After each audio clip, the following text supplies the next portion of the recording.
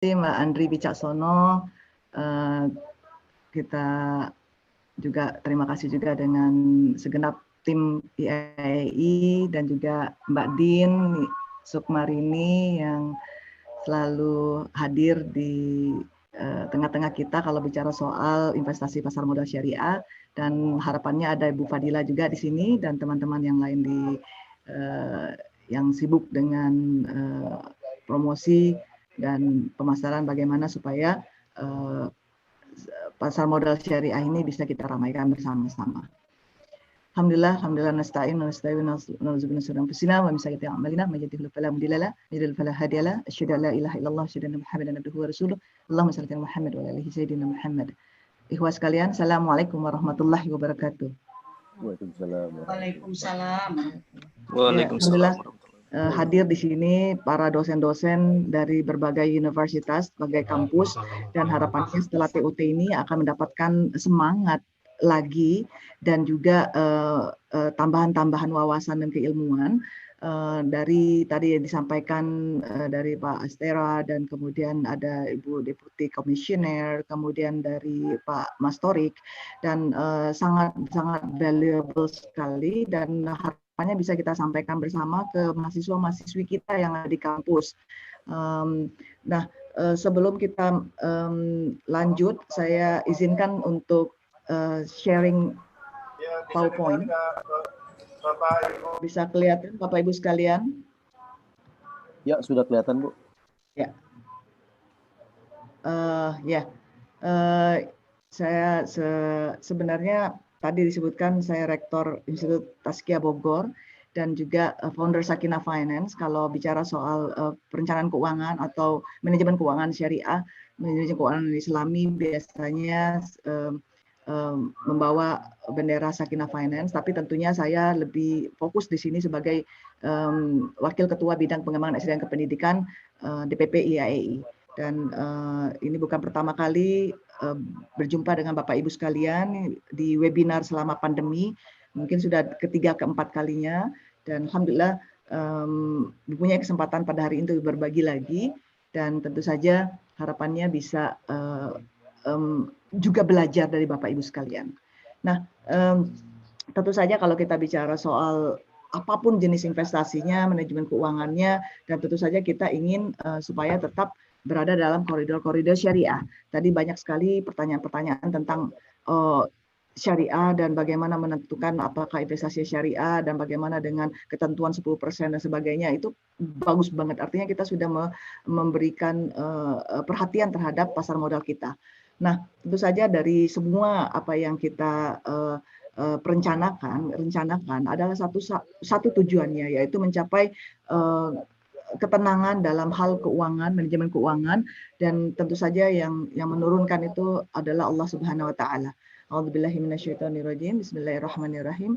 Wallazi anzala sakinah fi qulubil mu'minina liyazdadu imanan ma'a imanihim. Walillahi junduhu samawati wal ard wa kana Allahu aliman hakima. So dari ayat ini kita dengan jelas mencari apa yang disebut ketenangan, karena memang yang tenang itu adalah sesuatu yang memberikan kita kepuasan bukan hanya dari segi return, karena tadi kita bicara soal return dan bicara soal kesyariahan dan sebagainya. Sebenarnya ujung-ujungnya adalah bagaimana kita mendapatkan perencanaan keuangan keluarga kita, manajemen keuangan keluarga kita, dan semua itu bermuara nantinya ketenangan lahir dan batin, ketenangan dalam hal keuangan, bukan bagaimana caranya kaya raya, bagaimana supaya investasi kita itu dapat memberikan banyak hal untuk kita. Tentu saja salah satu kuncinya adalah ketenangan. Nah, di sini saya ingin mengenalkan sebuah model perencanaan keuangan. Tadi disebutkan Mas Andri, kita kok belum ada laporan keuangan sih? Nah, tentu saja itu menjadi satu pertanyaan bagi kita semua, di mana kita tidak menganggap bahwa kita sendiri sebenarnya perlu good governance. Kita sendiri perlu tata kelola. Kita sendiri perlu suatu manajemen.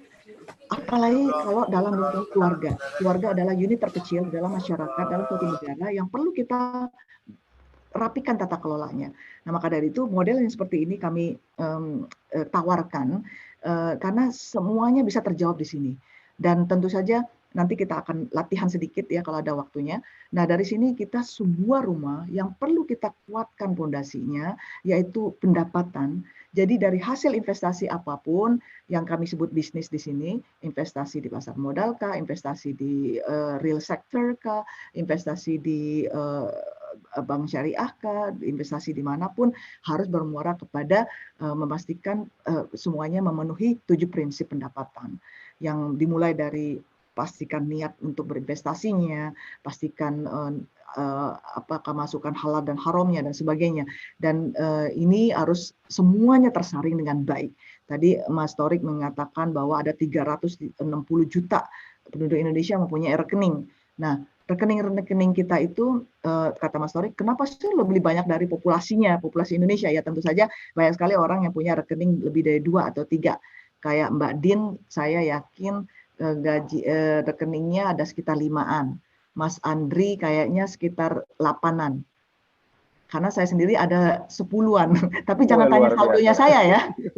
Mas Andri jangan tanya saldonya berapa ya. Karena ya, Bu, yang saya harus punya berteman. dulu.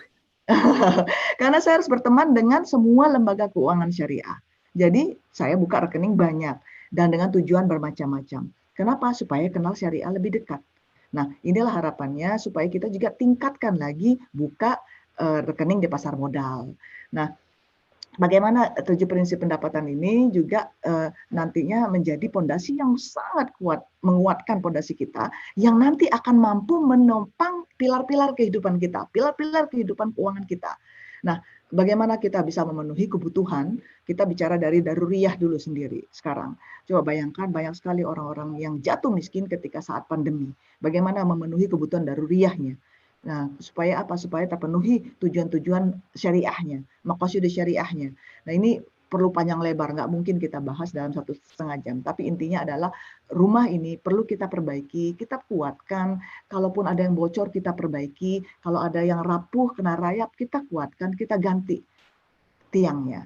Nah, begitu juga ketika surplus defisit. Pada saat ini tidak semua orang tentunya tadi saya sebutkan dengan secara ekstrim, banyak sekali orang jatuh miskin. Tapi banyak juga orang yang punya pendapatan yang lebih saat pandemi atau pendapatannya yang cukup normal atau lebih baik pada saat pandemi. Tentunya dengan cara inilah kita bisa lebih banyak lagi memikirkan jangka panjangnya. Tadi Mas Torik mengatakan kalau sebagian kita taruh di deposito, sebagian di pasar modal, sebagian lagi di reksadana, sebagian lagi. Ini adalah don't put your eggs into one basket.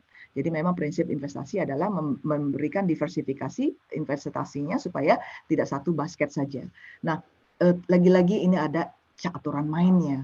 Lagi-lagi kita harus banyak lagi bicara. Biasanya kalau TOT dengan kami itu Mas Andri bukan 30 menit Mas Andri. Maaf ya 11 jam. Jadi kalau 30 menit ini TOT-nya bersama-sama, keroyokan ya, TOT jamaah artinya. Biar ada lagi Bu maksudnya. Oh ya, insya Allah.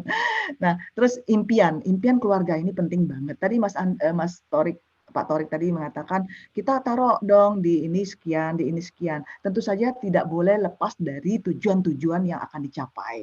Misalnya ketika Mas Andri mau ke pasar modal, nggak mungkin dong Mas Andri pakai untuk jalan-jalan ke UK tahun depan. Nggak mungkin, nggak bagus gitu kalau Mas Andri beli saham syariah untuk nanti dicairkan atau dijual lagi untuk pergi ke UK tahun depan, nggak pas gitu. Artinya kita harus merencanakan impian-impian tadi. Makanya perlu diagnosa keuangan, perlu ada laporan keuangan, perlu ada daftar impian keluarga, Mas Andri dan keluarga mau kemana, Mbak Din mau kemana gitu ya. Nah, kemudian apa yang mau dibuat, umroh dan haji kapan, umroh sekeluarga kapan, semuanya harus jelas dan disesuaikan dengan kemudian jenis-jenis investasinya. Nah, yang di atap ini adalah roof kita, atap kita.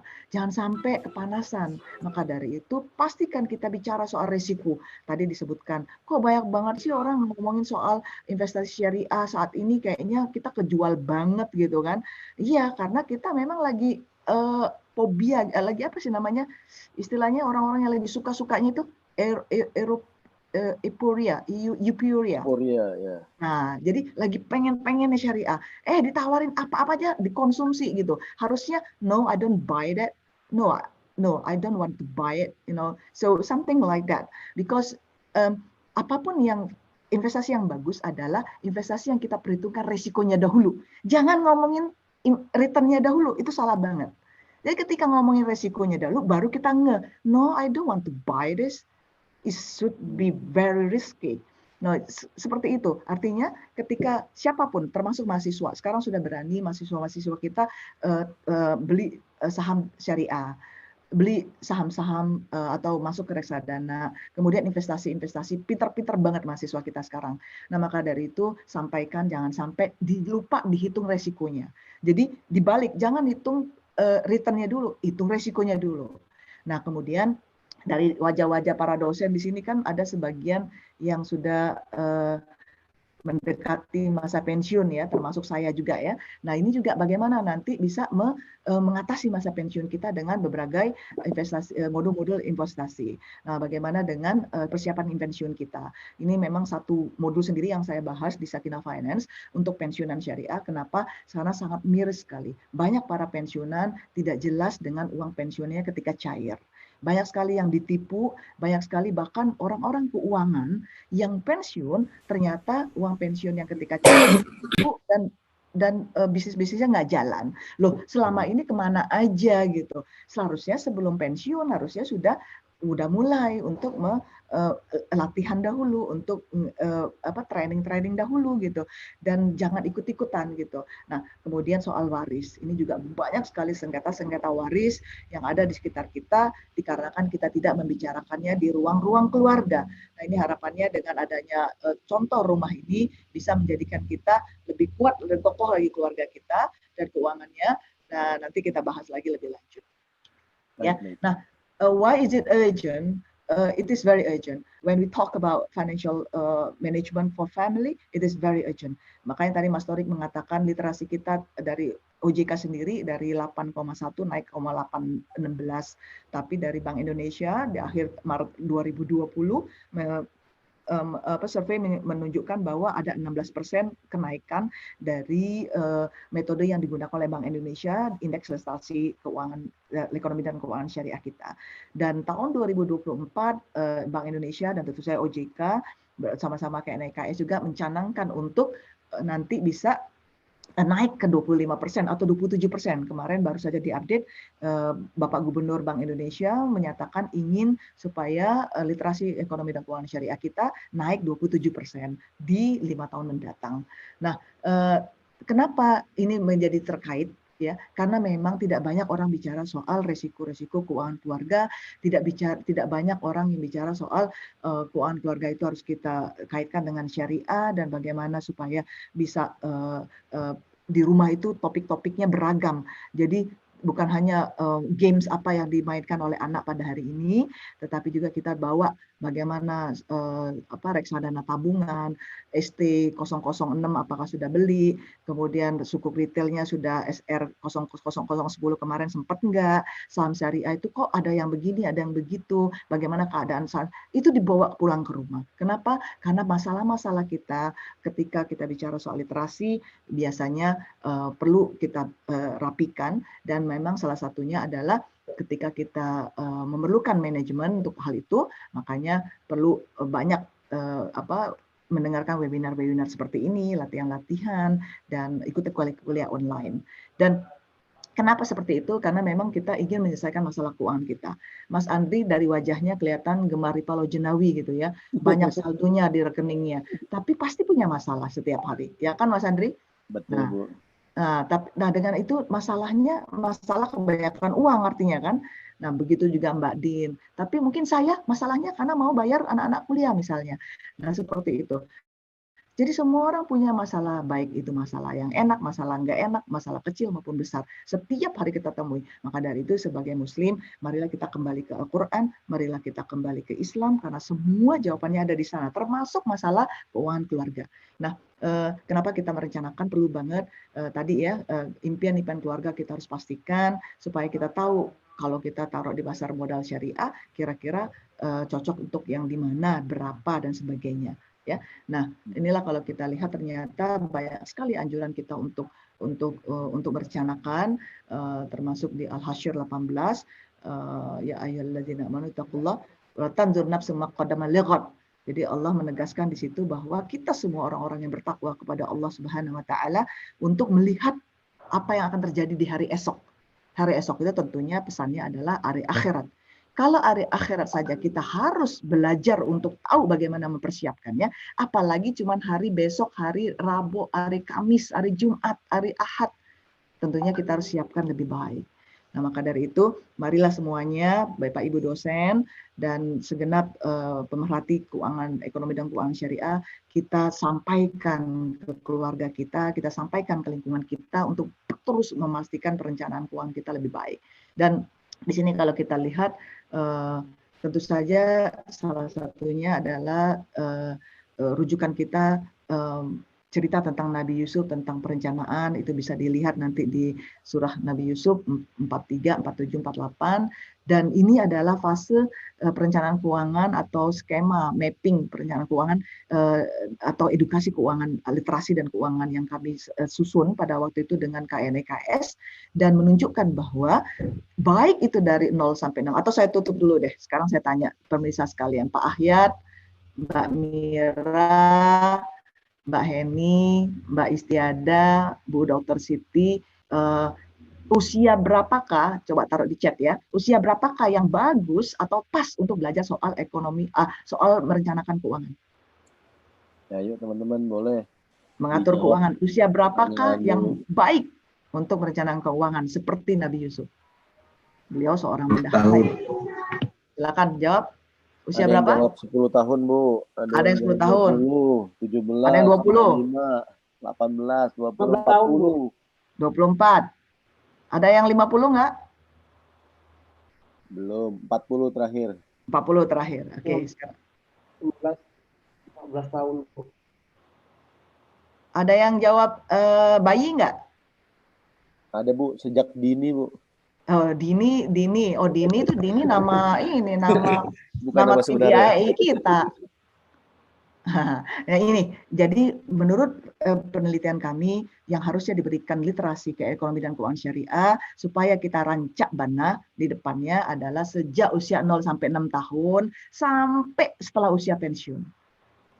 Loh kok gitu? Iya, karena merencanakan keuangan itu juga berasal dari orang tuanya ketika dia hamil, dia bicara soal perencanaan keuangan dengan keluarganya, dengan suaminya, itu didengar oleh bayinya. Ketika anaknya lahir, itu juga dia mendengar, dia mengobservasi kalau orang tuanya suka berantem gara-gara uang, dia akan mengkonsumsi. Kalau orang tuanya suka berutang, dia konsumsi. Dan ketika orang tuanya ngomongin soal yang baik-baik, ngomongin soal yang halal, ngomongin soal syariah, dia mengkonsumsi. Maka dari itu perlu orang-orang yang sekeliling dari si bayi ini perlu diberikan pengetahuan tentang ekonomi dan keuangan syariah, dan tentu saja dari sisi merencanakan keuangan yang baik. Nah, kemudian di dalam mapping ini juga nanti mungkin Bapak Ibu dosen bisa menyampaikan kepada mahasiswa-mahasiswi, sangat penting sekali di usia mahasiswa-mahasiswi kita, yaitu 16-18 tahun, di mana mereka sudah mulai merencanakan pernikahan. Ini penting sekali bagi mereka untuk diberikan pengetahuan khusus. Nah, saya juga akan bicara soal itu insya Allah minggu depan, ya, ngomongin soal pernikahan dan keuangan keluarga. Nah, ini juga sangat penting sekali. Jadi dari 8 kelompok usia ini perlu pendekatan yang berbeda, dan kami mengadakan FGD, survei langsung ke daerah-daerah, dan mendapatkan hasil yang demikian. Dan kalau kita lihat ada juga dua pendapatan yang dari di bawah 4 juta, di atas 4 juta rupiah, ini juga memerlukan pendekatan yang berbeda. Karena yang paling penting adalah semakin tinggi usia kita, semakin banyak kita belajar, semakin tinggi harapannya berbanding lurus dengan akidah akhlak syariah kita. Ya, jadi semakin usia kita menginjak usia senja, harusnya akidah, akhlak, pengetahuan kita tentang syariah makin baik. Nah, ini harapannya kalau kita semuanya berjamaah untuk melakukan edukasi di kampus-kampus, di rumah, ini insya Allah akan terbantu. Ya, nah ini kalau alhamdulillah ini pesan-pesan ini sebagian sudah saya sampaikan, kami sampaikan ke 20 negara, dan sudah ada 15.000 orang ya sampai hari ini. Yang melejit-lejit adalah ketika masa pandemi kemarin, ini luar biasa. Hampir setiap hari saya bicara di webinar dan luar biasa animonya dan ingin tahunya bagaimana mengelola keuangan saat pandemi. Nah, kok saat pandemi ketika masa sulit baru terbayang atau baru ingat gitu bahwa harus mengelola keuangannya dengan baik. Seharusnya ketika masa senang pun harus tetap belajar tentang bagaimana mengelola keuangan dengan baik. Nah, sekarang semuanya Bapak Ibu, mari kita latihan. Oke, Bapak Ibu semuanya latihan dulu. Pak Abdul Aziz. Pak Abdul Aziz, silakan. Pak Ahmad Sandi Fuad, Pak Yusuf Faisal, silakan dipoto dulu dan dicoret-coret di kertas lembar. Ayo, moderator silakan. Ikut nggak, Bu? Kenapa? Oh, moderator ikut, harus. Mbak Din juga, Mbak Din. Ikut dong ya kita ya. Iya. Ini ada beberapa dari alumni Sakinah Finance yang hadir di sini. Alhamdulillah, Mbak Irma, Mbak Hermita. Pak Suprono, sudah siap dengan kertasnya? Nah, ya, silakan. Pak Guru. Nah, Pak Guru ini dari bayi sampai lahir, sampai pensiun tetap jadi guru kita. Ya, Pak Guru ya. Alhamdulillah. Silakan. Mbak Din mana, Mbak Din? Siap, Mbak Din? Siap, Bu. Nah, ayo jadi PR nih. Guru saya, Masya Allah. Saya berguru nih dengan Bu Murni. Allah. Oke, Pak Luhur, Pak Zaki, sudah? Mbak Lina, ini wajahnya serius-serius banget. Oke, ini adalah bentuk dari diagnosa keuangan. Mulai dari sini ketika kita ingin merencanakan keuangan. Kenapa? Karena biasanya, na'udzubillah min dzalik, kita biasanya suka mengeluh dengan keadaan yang merasa kurang baik dari yang lain. Mas Andri pernah nggak ngeluh, Mas Andri, dengan keadaan sekarang? Kalau ngelihat orang lain kayaknya dengan dibandingin Mbak Din, kayaknya lebih sejahtera gitu. Pernah nggak terlintas? Sebagai seorang manusia? Pasti pernah. Iya, tuh kan jujur, Mbak Din, hati-hati ya. Pada saat banyak tagihan tuh. Aduh, serem dah.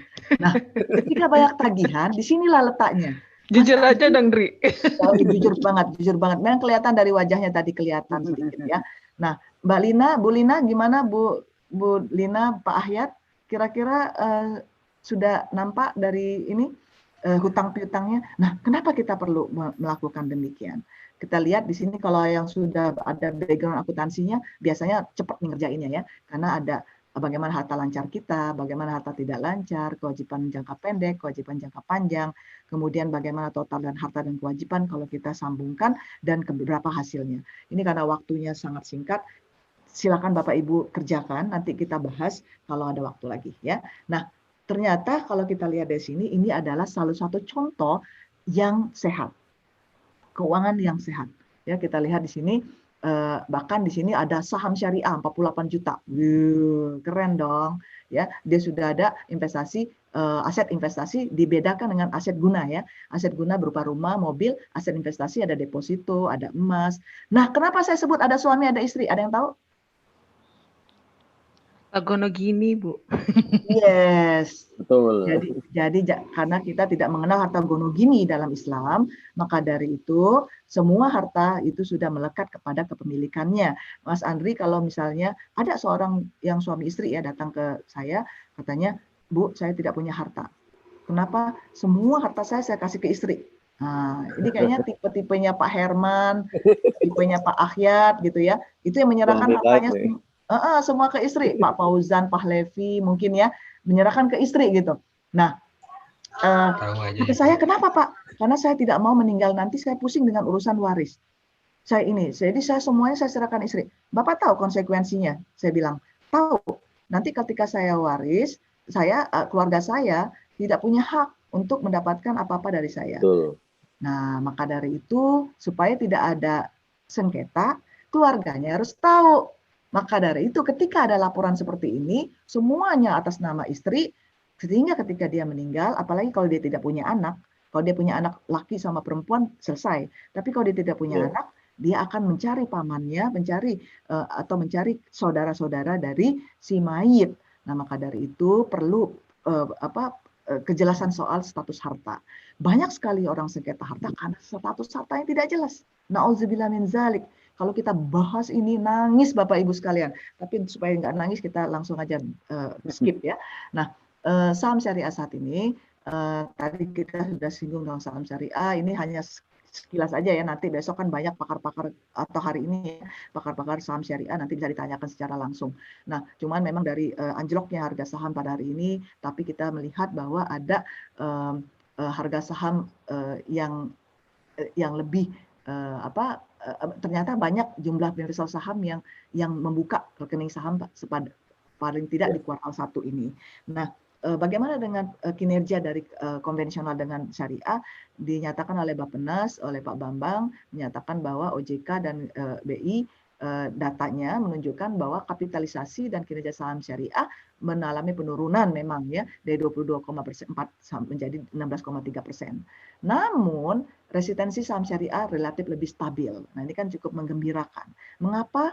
Ada apa? Kita perlu teliti lebih lanjut. Ya, nah ini menunjukkan sekedar tentang update-update terkini ya. Nah, kalau kita lihat di sini nilai harga efek Indonesia return cukup di pasar sekunder, kita lihat di sini ada mengalami penurunan ya. Tapi kalau kita lihat reksadana saham syariah dari NHB-nya juga walaupun penurunan lebih aman dibandingin NHB reksadana konvensional yang terus-menerus turun sebesar 10,9%. Nah, bagaimana ini bisa disikapi? Berinvestasi di tengah wabah seperti apa? Ini banyak sekali pertanyaan. Jadi sebelum saya ditanya, saya jawab aja dulu. Lakukan evaluasi kembali nilai ekonomi dengan cermat dan memilih sektor-sektor yang akan menjadi tujuan. Dan juga pastikan sesuai dengan rencana impian keuangan keluarga yang tadi saya sebutkan. Kalau Mbak Lilis nanti besok, mungkin Mbak Lilis Karlina belum menikah ya, mungkin ya, tapi mau menikah tahun depan misalnya, terus beli saham syariah, nggak pas.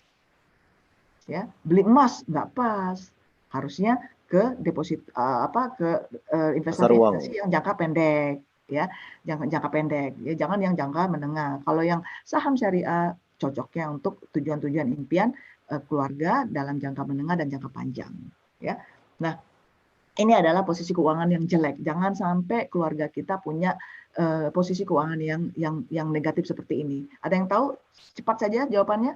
Kenapa ini nggak bagus? Karena besar pasak daripada tiang ya Bu ya. Pak Mas Andri, besar pasak daripada tiang. Pasak, tahu nggak Bapak Ibu sekalian? Pasak itu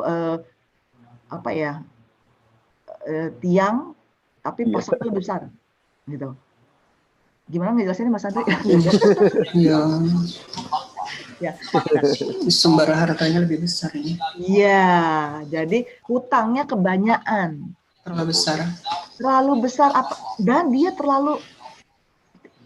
Kenapa seperti ini terjadi? Satu, pertama ya, gaya hidup. Kedua, tidak kuat nahan emosi, nahan nafsu. Ketiga, tidak ada perencanaan. Keempat, terjebak oleh berbagai macam tipuan. Biasanya terjadi seperti ini. Nah, Bapak Ibu sekalian, jangan sampai terjadi juga mahasiswa-mahasiswi kita. Pernah nggak Bapak Ibu sekalian mendapati mahasiswa-mahasiswi nggak bayar SPP? Tahu nggak jawabannya apa? Oh iya, saya nggak bayar SPP karena saya pakai dulu untuk beli handphone. Oh, saya nggak bayar SPP, saya kasih teman. Kan katanya kita syariah, baik untuk nolong orang. Saya kasih teman untuk untuk bantu dia. Makanya saya nggak bayar SPP. Ada nggak teman-teman itu mahasiswa-mahasiswi kita yang seperti itu? Ada. Ya, jadi gaya hidupnya pengen ganti handphone. Nah, begitu juga ketika kita berkaca dari keluarga. Banyak yang masalah seperti ini karena gaya hidup, ya. Kemudian tadi saya sebutkan tujuan pendapatan ini kira-kira ya, dan pastikan dari pendapatan yang halal itu salah satunya adalah zakat. Nah, Bapak Ibu sekalian, kalau saya tanya zakat, berapa persen Bapak Ibu?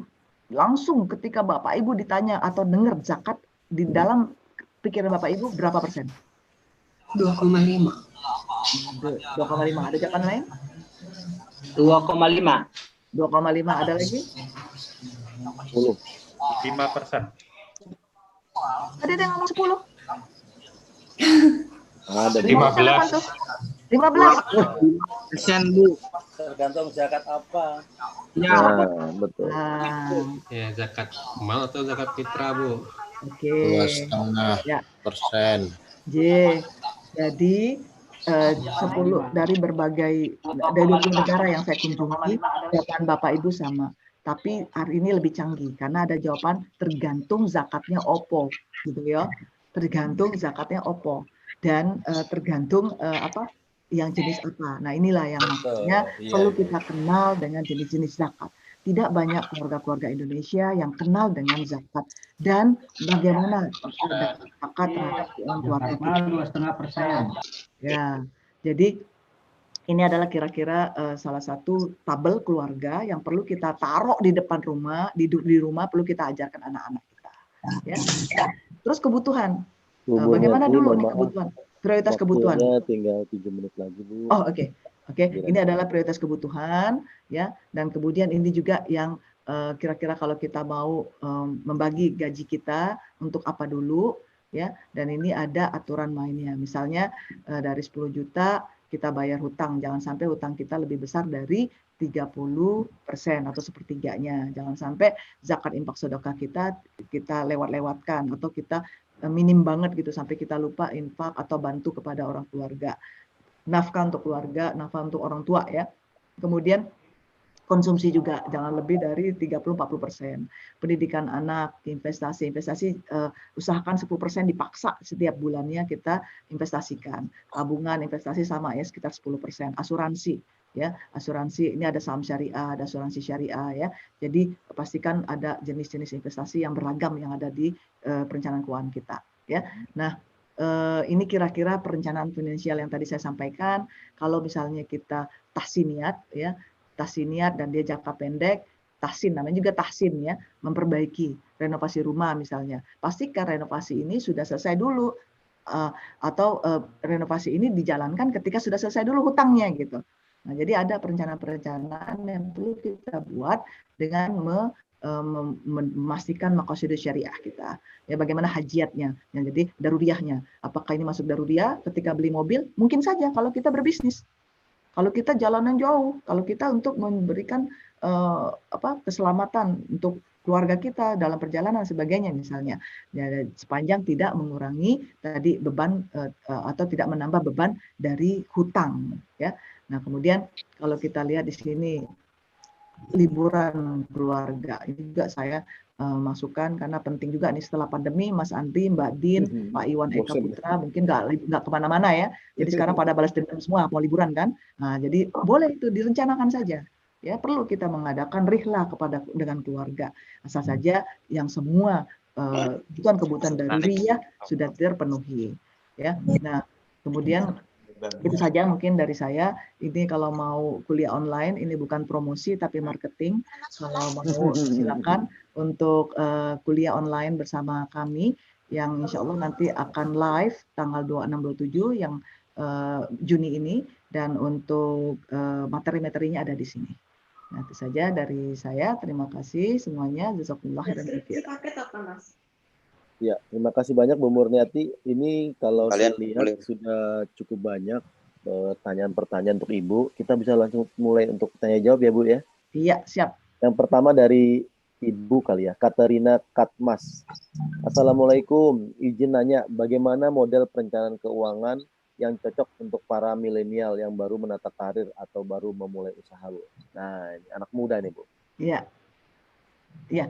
Ya, alhamdulillah pertanyaannya mantap banget. Memang kami sudah menyusun buku sendiri namanya Milenial dan Keuangan Keluarga.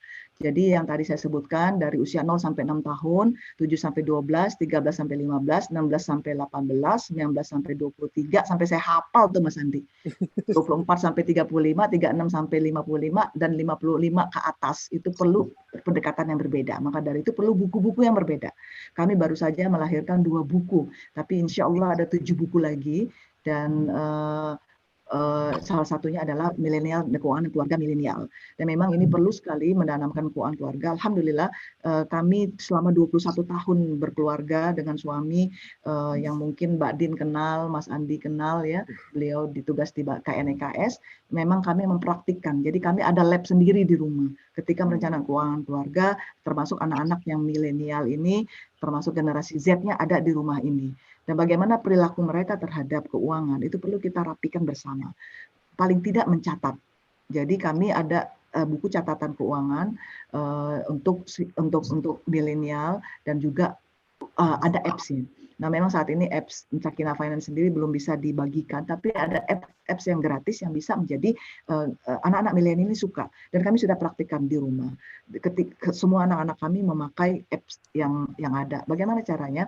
Pastikan mereka diberikan tanggung jawab untuk punya rekening sendiri. Bawa mereka ke fintech syariah, tadi disebutkan Mas Torik ya, Pak Torik, untuk buka rekening reksadana syariah. Ada di Tokopedia Salam misalnya, bisa beli di situ, kemudian atau bisa langsung ke manajer-manajer investasi, ajarkan mereka beli dari 100.000, 200.000, 1 juta, itu sudah menjadi satu tanggung jawab mereka, dan mereka nanti dapat dikiriman WhatsApp, email, your reksadana syariah dapat untungnya sekian gitu, dikasih tahu sama mereka. Nah itu dicatat, ya dicatat, kemudian diberikan mereka rekening syariah sendiri, rekening bank syariah. Dari bayi mereka sudah dapat rekening dari kami udah kasih semua ya. Jadi mereka udah biasa sekali. Nah mereka nanti bicara soal apa yang mereka inginkan. Mereka pasti punya keinginan. Mas Andri tadi apa keinginannya tadi Mas Andri bulan ini, minggu depan, tahun depan? Tahun depan pengen liburan, Bu. Pengen liburan. Kan sederhana, karena udah lewat masa milenialnya kan. Sederhana banget. Tapi kalau orang-orang milenial itu banyak banget kalau ditanya. Coba tanya anak-anak kita. Anak-anak, nanti tahun depan, 1 tahun lagi mau apa? 5 tahun mau apa? 10 tahun lagi mau apa? Aku mau ini, Bu. Aku pengen beli laptop. Tulis. Semuanya ditulis. Nah, sampai kita arahkan. Itulah salah satu perencanaan keuangan untuk para milenial dan perlu kita dengarkan. Kalau mereka tidak kita dengarkan, mereka akan cari orang lain untuk yang bisa mendengarkan mereka. Ya, jadi dengan adanya proses seperti ini, insya Allah akan lebih baik komunikasinya. Ada yang lain? Ya Bu, ini dari Pak Didihin ya. Ya. Septianto, menurut Bu Muniarti, permasalahan mendasar bahwa masyarakat Muslim Indonesia belum sepenuhnya menyadari untuk investasi di pasar modal syariah. Jangankan ke pasar modal syariah, Bu. Untuk membuka rekening bank saja yang dominan masih ke bank konvensional. Jadi apa yang kurangnya kita nih dalam bersosialisasinya, Bu? Ya, ini pertanyaan persis kayak saya ditanya oleh peneliti Bank Indonesia kemarin. Karena kami bicara soal literasi, bagaimana cara meningkatkan literasinya, dan ini adalah tugas kita bersama ketika kita menjadikan syariah itu formalitas. Mohon maaf, ini semuanya ada 234 orang yang hadir di sini, termasuk saya. Apakah selama ini ketika mendengarkan tentang literasi ekonomi dan keuangan syariah, kita bertemu dengan stan-stan bank syariah, kita ceritakan dengan istri, dengan anak di rumah? Jawab Bapak Ibu sekalian. Ayo. Jawab Bapak Ibu. Kok ngangguk-ngangguk Mbak Eli Mindarti? Iya itu apa? Oh, kadang bercerita. Oke, terus ada kadang. Okay. Harus Bu, harus Ibu. Harus ya. Ya, Madam. Wah, ini harus. Komitmen itu Bu, komitmen. Nah, saya pikir yang ada di sini menjadi komitmen dan amanah. Nah, ini karena orang-orang syariah yang sudah memang betul-betul mendukung syariah, tapi banyak orang-orang jadi narasumber untuk anak istri. Iya. Memang penting sekali yang setelah kita pulang dari webinar ini, kita pulang dari webinar ya, maksudnya tutup webinarnya langsung ke dapur gitu, itu udah pulang tuh Mas Andri. Sekarang kan nggak perlu jauh-jauh lagi. Kalau dulu kita harus ke kantornya Mbak Din gitu kan, sekarang nggak perlu lagi, langsung. Bahkan dengan adanya webinar ini, kenapa? Makanya tadi saya ketika orang yang membuka rekening saham di pasar modal itu naik di semasa pandemi, mungkin salah satunya webinar. Salah satu dari sensitivity analisis kita kepada webinar-webinar yang diadakan oleh pasar modal. Salah satunya. Kenapa? Karena yang mendengarkan ternyata bukan kita aja. Kalau dulu saya harus ke Bapepam, saya harus ke BI, itu yang mendengarnya saya aja gitu. Tapi sekarang Bibi dengar. Bibi sampai kemarin bilang, saya malu, tajwid saya nggak bagus. Karena tiap pagi di Tazkiyah, di kampus kami selalu online 15 menit, tahsin sampai membutuhkan tajwid sampai tafsirnya. Ternyata didengar, anak-anak dengar, Mami, the ayah that you mentioned just now about this, dia dengar. Nah, maksud saya bisa nggak kita dari sekarang semuanya itu bawa pulang ke rumah? Karena kalau syariah itu menjadi formalitas, makanya bank-bank syariah kita hanya didatangi dengan orang-orang yang mau penelitian. Hanya orang yang pengen nyoba-nyoba doang, bukan menjadi bagian dari gaya hidup. Gaya hidup kita harusnya adalah gaya hidup syariah. Full, total, full time, nggak boleh part time. Nomor rekening saya banyak, alhamdulillah. Terbanyak saldonya di syariah, nggak ada kebalikannya. Tapi banyak orang yang pembicara, maaf ya, kemarin ada di webinar kita adakan. Dia pembicara total, wow udah gencar, cek bank syariah. Tapi sendiri dia ngaku, sebenarnya rekening saya yang paling banyak saldonya adalah di konvensional. Dan banyak sekali yang datang ke kami ikut training Sakinah Finance gitu ya, pengelolaan keuangan syariah, tentang zakat, infak, sedekah, tentang waris. Apa mereka bilang? Saya bekerja di bank syariah udah berapa tahun, belasan tahun nih. Tapi kok baru dengar sih yang Ibu ngomongin soal syariah financial planning, baru tahu nih. Baru tahu kalau kita itu perlu ngelihat banyak hal di keuangan keluarga kita. Loh, kok baru hari ini ngomong? Lah selama ini 13 tahunan di bank syariah ngapain? Ternyata orang-orang yang di bank syariah pun hanya mendapatkan edukasi formalitas. Jangan-jangan teman-teman yang ada di pasar modal syariah begitu juga. Edukasinya formalitas. Enggak. Mas Andri sama Mbak Din udah ustazah. Kelihatan dari wajahnya. Saya menceritakan adalah orang-orang yang outliers. Dan ternyata outliers ini biasanya sedikit, tapi ternyata banyak. Outliers ini. Kenapa? Karena kami sudah mentraining 15.000 orang. Jadi 90% tuh rata-rata outliers. Nah, alhamdulillah ingin balik, makanya dari itu mulailah dari keluarga, mulai dari individu, mulai dari yang sedikit, mulai dari yang kecil. Ya, tapi tetap full time syariah. Ada lagi Mas Andri? Iya Bu, ini dari Pak Ageng. Bagaimana cara kita membagi dengan benar dan proporsional terkait pendapatan kita, terutama pada pendapatan yang tidak fix, dapatnya per bulan. Ya. Karena memang beban kita selaku pengajar untuk mensosialisasikan ini bukan hanya kepada yang memiliki fixed income, Bu, tapi juga kepada seluruh masyarakat yang mungkin pendapatannya kadang naik, kadang turun dan sebagainya. Bu. Sebenarnya yang punya fixed income itu nggak ada di dunia ini ya Bu ya. Semuanya tidak fix, semuanya temporer gitu. Artinya apalagi kita dosen-dosen, alhamdulillah kalau diundang Mbak Din, Mbak Andri, Mas Andri biasanya ada amplop yang nggak disangka-sangka gitu kan, atau oleh kampus ini jadi pembicara, kadang-kadang kita sering dikasih amplop nggak disangka-sangka gitu. Nah, tetapi dalam perencanaan keuangan yang tidak disangka-sangka ini jangan dimasukkan. Artinya dalam misalnya ketika dia tidak tetap atau tidak jelas ritmenya, itu dibuat rata-rata saja, tetapi tidak masuk di dalam perencanaan ke depannya. Artinya ketika kita misalnya gaji kita 7 juta ya sebagai dosen, kemudian kita punya uang sambilan sekitar 3 juta. Nah, 3 juta itu tidak dimasukkan dalam rencana gaya hidup. Artinya ketika kita ingin mengeluarkan, jangan berdasarkan 10 juta, tetapi 7 juta.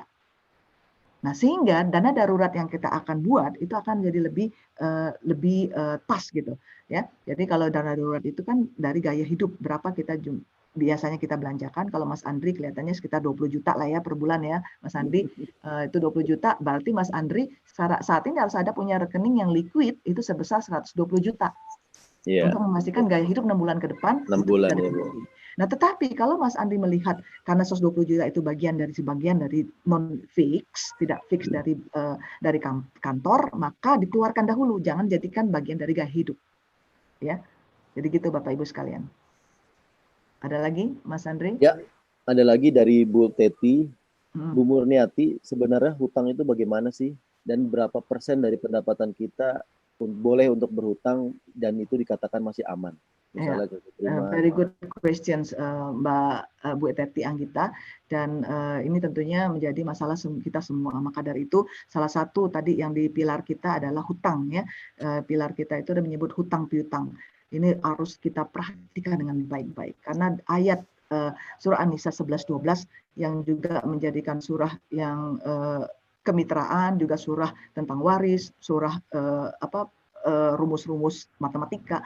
Surah ayat ini menjadikan teguran bagi kita untuk memastikan hutang piutang. Kenapa? Karena ada 4 ayat yang diulang-ulang dengan redaksi yang berbeda, dengan hukum tajwid yang berbeda, yaitu min ba'di usibiha audain. Membuat wasiatun usi biha audain. Jadi kata-kata dain di situ disebut 4 kali berulang-ulang untuk memastikan pembagian waris harus diselesaikan sebelum atau setelah membayar hutangnya dan menyelesaikan wasiatnya. Nah, walaupun kata-kata wasiat di situ diuraikan pertama kali, memba di wasiatin usi biha audain, tapi wasiat itu sebenarnya adalah kedua setelah hutang. Selesaikan hutangnya dahulu. Artinya apa? Hutang piutang ini perlu kita cermati dengan baik. Dalam kalkulasi KYC-nya bank saat ini menjadi standar internasional, tidak boleh lebih dari 30% dari gaji. Misalnya tadi sudah diilustrasikan dari 10 juta, tidak boleh lebih dari 3 juta kita harus membayar cicilan hutang tiap bulannya. Kenapa? Khawatirnya besar pasak daripada tiang. Ya, maka dari itu setiap bank punya KYC sendiri-sendiri, walaupun tidak menjadi standar yang fix ya. Kadang-kadang ada konsiderasi-konsiderasi yang lain. Ya. Nah tentu saja hutang yang paling penting adalah yang harus dipastikan hutang harus sesuai dengan syarat syariah. Hutang yang harus diketahui oleh suami atau istri. Jangan sampai ada mayit yang meninggal, kemudian baru tuan rumah memberikan pengumuman siapa yang punya hutang, sangkutan hutang piutang, mari temui saya. Jangan sampai seperti itu. Maka dari itu hutang harus dicatat. Hutang harus diberitahukan kepada saksi-saksinya. Dan hutang harus sesuai dengan syariah. Bagus sekali kalau hutangnya adalah yang sifatnya daruriyah saja. Ya, pastikan hutang itu tidak menjadi gaya hidup. Saya dan suami memastikan kami tidak punya hutang. Ya, biarkan tidak ini. Tapi kalau punya hutang pun yang harus produktif. Misalnya pembiayaan mobil untuk dibuat bisnis, pembiayaan ya tentunya syariah ya. Nah, ini menjadikan suatu yang sifatnya produktif ya. Ya Bu, ini melanjutkan pertanyaan Ibu tadi langsung produktif Bu. Ini ada Pak Taufikur Rahman. Assalamualaikum Bu, jika saya punya duit 300 juta, menurut Ibu dana itu dialokasikan ke usaha yang berwujud, misalnya toko dan sebagainya, atau diinvestasikan di pasar modal syariah ya Bu? Oke, ya, terima kasih pertanyaannya. Pertama tadi, pastikan impian kita. Ya kita dapat uang 300 juta atau kita sekarang ini ada 300 juta nganggur di rekening, seperti apa impian keluarga kita. Kita lihat lagi. Jadi jangan pernah kita bertanya atau mengikuti saran orang, tapi kita sendiri tidak tahu kebutuhan kita. Misalnya, tahun depan kebutuhan Bapak Taufik adalah menyekolahkan anak-anak. Akan diambil dari dana 300 juta itu. Artinya tidak boleh semuanya dileburkan investasi toko. Karena uang pangkal yang tahun depan sudah kelihatan. Sebesar 100 juta misalnya harus dikeluarkan untuk membayar uang pangkal kuliah anak-anak. Artinya 300 sudah berkurang jadi 200. Karena apa? Karena ada impian keluarga. Karena ada cita-cita keluarga yang harus di depan mata. Kemudian 5 tahun lagi Pak Taufik Rahman akan merenovasi rumah orang tua yang sudah cukup jauh, inginnya dekat dengan kita, jadi rumah kita dibesarkan sehingga orang tua bisa pindah ke rumah kita misalnya. Jadi 2 tahun lagi atau 3 tahun lagi. Nah maka dari itu uang itu sudah digunakan. Nah tapi kalau semuanya tidak ada, melainkan hanya untuk persiapan pensiun 10 tahun lagi, maka sangat pas sekali kalau dijadikan tempat untuk modal bisnis. Namun jangan lagi ikut-ikutan. Mari kita ikut trainingnya, ikut siapkannya. Kemudian apakah bisnis yang seperti apa? Apakah kita betul-betul berbakat untuk berbisnis? Jangan sampai nauzubillah saudara saya keluar dari punya pensiun dini, dapat 1 miliar, diajak berbisnis untuk buat resort, akhirnya uangnya 1 miliar habis hilang. Habis cepat ya. Nauzubillah min dzalik. Maka dari itu dipersiapkan sebelum mengambil pensiun dini, kita siapkan bagaimana dengan ini dan kenali diri kita sendiri. Kenali diri kita. Kita ini bagusnya bisnis nggak sih? Selama ini bisnis suka ditipu orang nggak sih? Orangnya kasianan nggak sih? Kalau Mbak Din datang, bisa nggak kita bilang, Mbak Din maaf ya nggak boleh utang gitu kan? Kalau saya berani tuh Mbak Din. Nah tapi kalau Mas Andri nggak mungkin wajahnya baik banget gitu kan? Mbak Din mau utang lagi deh, utang lagi. Nah kalau yang gede-gede kayak gini bagusnya nggak usah. Nah kalau nggak usah, gimana caranya tetap mau berbisnis? Jadi sleeping investor. Ya kan ada kan banyak kita saham syariah termasuk salah satu sleeping agent sebenarnya ya. Jadi kita jadi investor tapi yang menjalankan adalah mudorib. Jadi kenapa saham syariah itu sangat dianjurkan juga, salah satu perencanaan kita adalah bagaimana kita menjadi investor termasuk Sandiaga Uno. Dulu beliau bukan siapa-siapa, tapi sekarang kan menjadi salah satu orang terkaya di Indonesia. Dan bagaimana caranya? Beliau bilang, saya pengen punya perusahaan banyak. Saya tanam aja saham saya banyak-banyak katanya. Ke perusahaan A, perusahaan B, perusahaan C. Sekarang sebagian perusahaan itu saya pegang mayoritas. Nah, itu cerdas kan? Jadi sebenarnya kita bisa memiliki perusahaan dengan cara tadi saham syariah ya, termasuk kita itu sebenarnya shareholder, baik itu minority maupun nanti majority. Wallahu alam. Ya Bu, waktu kita sudah tinggal sedikit lagi Bu. Saya mungkin ada beberapa pertanyaan seperti Pak Rizka, ini ada Ibu atau juga yang bertanya terkait dengan kesyariahan. Mungkin saya nggak akan buka di sini karena itu sesinya kepada DSN besok pagi. Insya Allah biar kita bisa sequence ya dengan ininya. Tapi kalau saya lihat dari Bu Murniati Bu, jadi kalau saya lihat dari Ibu sebenarnya banyak sebenarnya kita ini yang sudah paham lah tentang syariah. Teorinya luar biasa, tinggal masalah prakteknya nih Bu ya. Permasalahan di sana. Dan berarti memang dengan adanya TOT ini Bu, berarti saya mau ngasih challenge sih Bu kepada para peserta nih Bu. Dan karena pesertanya jadi dosen, berani nggak menyampaikan materi ini yang ada di TOT kepada seluruh mahasiswa atau teman-teman atau keluarganya? Berani. Saya pengen berani challenge begitu dan bukan cuma berani Pak, mohon maaf. Tolong buktinya disampaikan. Dipoto, ditaruh di IG, berapa banyak like-nya, nanti minta hadiahnya dari Mbak Din sama Mas Andri. Betul. Jadi disampaikan di dalam sosmednya, kemudian tag kami Pak. IG, Pasar, tag saya juga ya. Syariah. Siap Mbak. Dengan membuktikan nih Bu, apakah teman-teman yang 200-an ini hanya teori? Atau sebenarnya tantang sama Mas Andri. Hadiahnya apa dulu Mas Andri? Tenang, kita punya ada nanti Bu, disediakan. Ada, tenang ya. Tapi kalaupun nggak ada hadiah Bapak Ibu sekalian, please balagau anni walau ayat. Sampaikan walaupun satu ayat. Walaupun satu ayat. Rasulullah SAW menjelaskan atau menganjurkan kita untuk menyampaikan satu ayat kebaikan, dan tentu saja bagi dosen dan Bapak Ibu sekalian ini adalah peluang yang sangat baik sekali di saat webinar ini, karena Bapak Ibu tidak mengajar 40 mahasiswa tetapi mengajar 40 kali 3. Apa itu? 40 mahasiswa kali 3 pembantu atau bibi atau paman atau papa atau mama atau adik atau abang. Kalau kita bicara soal sukuk tabungan yang hanya bisa dengan 100.000 kita bisa 1 juta ya, 1 juta bisa kita tabung, atau dengan reksadana syariah dengan 100.000 kita bisa, itu kan bisa langsung praktik, foto, langsung online. Hari ini 1 menit setelah acara ini, nanti setelah ditutup dulu ya, jangan sabar Bapak Ibu sekalian. Setelah 1 menit buka Tokopedia Salam, ini saya jadi saya bukan siapa-siapanya Tokopedia Salam ya, tapi karena anak saya daftarkan. Dalam waktu 1 menit tidak bisa beli, langsung dibuka, langsung ada itu, langsung dapat. Ya, nanti dipoto. Tentunya, tadi ada pertanyaan, apakah bayi bisa? Karena kalau reksadana itu perlu KTP ya, jadi atas nama ibunya dulu. Seperti kita buka QQ, bank QQ ya. Jadi bank syariah kan anak-anak yang di bawah 17 masih belum punya KTP, dibuka atas nama orang tuanya dulu ya. Tapi nama anaknya udah bisa ditaruh di sana. Ya, jadi Bapak Ibu silakan, saya tunggu setelah zuhur nanti sudah ada yang buka paling tidak. Kalau ST tabungan bisa kapan saja, kalau sukuk retail sudah habis masanya, nanti dimulai tahun depan, awal tahun depan SR11 ya, SR12 ya Mas? Iya. Mas Mbak Din? Betul Bu. SR011 ya? SR12. 12 ya. Ya. Jadi itu masih lama. Yang sekarang ini yang instan adalah reksadana tabungan, sukuk tabungan ya, yang instan. Kapan aja itu Bu. Iya.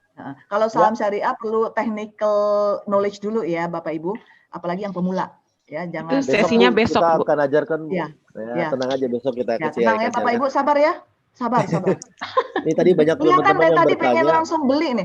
Nah, Mas Andri, baiknya semua yang kita trainer-trainer ini men-challenge seperti ini, Mas Andri. Udah nggak masa lagi kita awareness. Betul. Udah nggak zaman, awareness nggak zaman. Praktik langsung. Ya, makanya tadi saya udah capture belum yang tadi, yang diagnosa keuangannya. Bisa nggak Bapak Ibu sekarang duduk bersama-sama suami istri, sama saudara, duduk bersama-sama identifikasi keuangan kita. Praktik langsung Bapak Ibu. Begini Bu, tadi teman-teman kalau kita lihat Bu, teman-teman banyak Bu yang menerima challenge kita Bu. Tolong boleh nggak? Saya tadi bilang tolong di tag ke teman-teman ke Instagram @pasar_modal_syariah. Dan juga tag ke IG-nya Ibu, apa namanya Bu? Mohon maaf. Saya ada di Sakinah Finance, ada juga di Murniati Mukhlisin. Jadi ke IG juga Sakinah Finance dan Murniati Mukhlisin ya. Ya. Dan teman-teman, insya Allah kita kasih hadiah, dan mungkin Ibu juga bisa kasih hadiah e-book dan sebagainya. Iya dong, ada buku saya. Insya Allah. Jadi kita mau challenge nih, seperti apa nih hasil dari ya. Ya Bu, mohon maaf, ini waktu sudah hampir Ya, 11.30 dan Pak Denny sudah waiting di dalam Ya. ini juga. Terima kasih semuanya, mohon lahir batin.